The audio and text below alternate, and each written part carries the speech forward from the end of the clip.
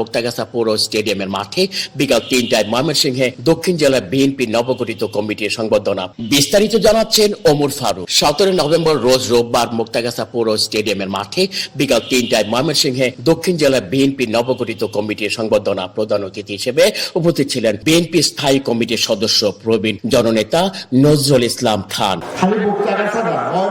দক্ষিণে এই কাজের দায়িত্ব আপনাদের ভাই জাকির হোসেন বাবলুকে দেওয়া হয়েছে।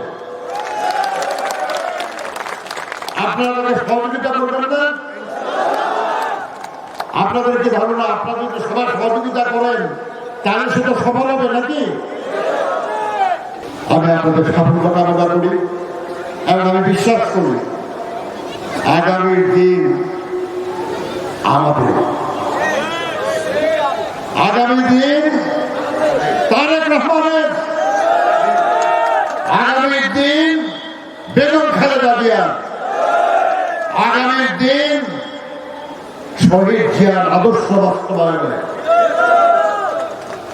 বাংলাদেশের কল্যাণের জন্য আগামী এই দিনকে সফল করতে হবে। প্রধান বক্তা হিসেবে উপস্থিত ছিলেন বিএনপির যুগ্ম মহাসচিব ইমরান সালেহ প্রিন্স। কিন্তু আজকে ফ্যাসিবাদ মুক্ত পরিবেশে আমরা এই খোলা মাঠে, খোলা আকাশের নিচে, স্টেডিয়ামে হাজার হাজার মানুষের উপস্থিতিতে আমরা সমাবেশ করছি। এই জন্য মহান আল্লাহ রাব্বুল আলামিনের দরবারে শুকরিয়া আদায় করছি যে তিনি বাংলাদেশকে ফ্যাসিবাদ মুক্ত করেছেন, মুক্ত পরিবেশে কথা বলার সুযোগ করে দিয়েছেন, রাজনীতি করার সুযোগ করে দিয়েছেন এবং এই মুক্ত পরিবেশ সৃষ্টিতে বিগত ১৫ বছর যারা লড়াই সংগ্রাম করে নিজের বুকের রক্ত রাজপথে ঢেলে দিয়েছেন, বিশেষ করে গত জুলাই আগস্টের ছাত্র গণবিপ্লবে যে সকল ছাত্র তরুণ জনতা রাজপথে লড়াই করে নিজের জীবন উৎসর্গ করেছেন, আজকের এই সম্বর্ধনায় তাদের প্রতি গভীর সম্মান শ্রদ্ধা প্রদর্শন করছি। সংবর্ধনা দেওয়া হয় ময়মনসিংহ দক্ষিণ জেলা বিএনপির নবগঠিত কমিটির আহ্বায়ক জনাব জাকির হোসেন বাবলু। সারা মুক্তাগাছার মানুষকে কাঁপিয়ে দিয়েছে। এমন কোন অন্যায় নাই যারা যেটা করে নাই। শুধুমাত্র মানুষের কাছ থেকে টাকা পয়সা নেয় নাই, দেন দরবার করে মানুষের জমি দখল করে যতভাবে সম্ভব আমাদের নেতা, আমাদের বিএনপির অনেক নেতা বলে তারা যেসব খাত থেকে টাকা উপার্জন করেছে আপনার ব্রেনে সেই সব খাত নাই। কাজেই আমরা সেই সব খাত শিখতে চাই না, আমরা সেই সব খাত বন্ধ করে দিই। মুক্তাগাছা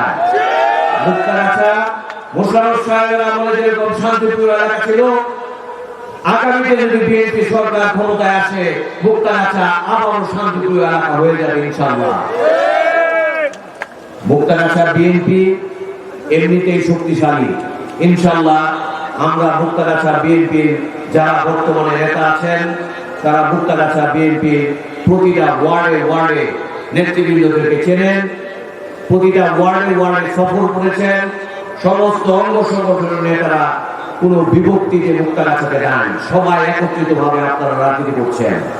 আগামী ইলেকশন পর্যন্ত আমরা সকলে আন্দোলন সংগ্রাম করে বিএনপিকে ক্ষমতায় নিয়ে আসবো এই আশাবাদ ব্যক্ত করে এবং সদস্য সচিব রোকনুজ্জামান সরকার রোকনকে কিন্তু যারা ৬ আগস্ট থেকে এসেছেন তাদেরকে দয়া করে পিছনের বেঞ্চে বসতে হবে,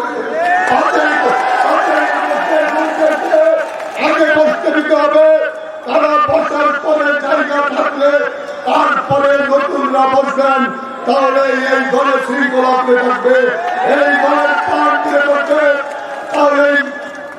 তাহলে মানুষ আমাদের প্রতি নেতা কর্মীদের রাস্তা মারবে।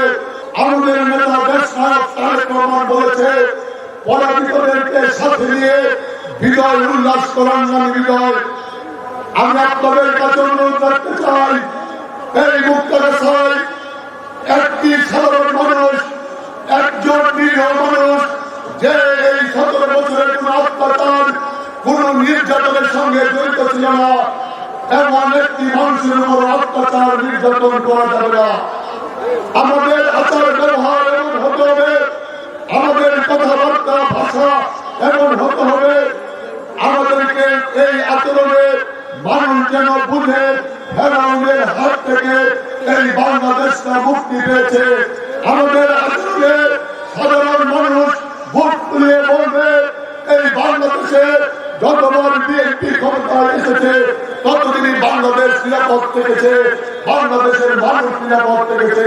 সঞ্চালনা ছিলেন সিনিয়র যুগ্ম আহ্বায়ক কামরুজ্জামান লেবু, যুগ্ম আহ্বায়ক জাহাঙ্গীর হাসান। উক্ত সংবর্ধনা অনুষ্ঠানে বিশাল এক মিছিল নিয়ে উপস্থিত হন ময়মনসিংহ দক্ষিণ জেলা যুবদলের সংগ্রামী সহ সভাপতি জনাব কাজী রিপন।